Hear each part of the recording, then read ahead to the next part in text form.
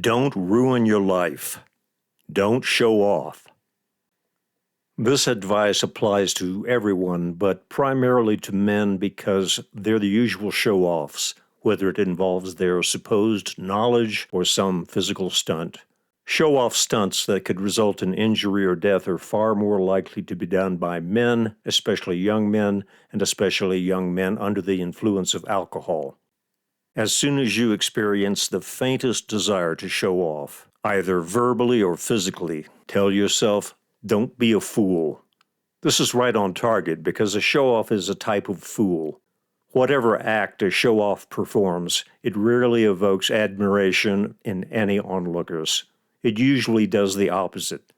If you perform a successful, dangerous stunt, people may be startled or amazed, but they'll still secretly think you're a fool.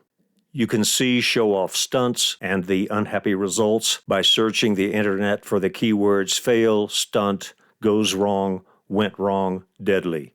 You'll find hundreds of videos of people jumping off buildings or cliffs, playing with fire or explosives, crashing their motorcycles, ATVs, or bicycles, and doing other stupid things, presumably to impress onlookers. To repeat for emphasis, showing off does impress people. It impresses them with your stupidity. Getting maimed, paralyzed, or killed for absolutely no good reason isn't a sign of intelligence.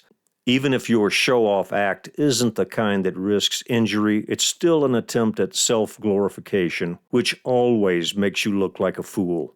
No one likes a show-off as a cliché, but it's true. I admit to showing off, the dangerous kind, a few times when I was a teenager. It never involved alcohol, but that could be considered a mark against my intelligence.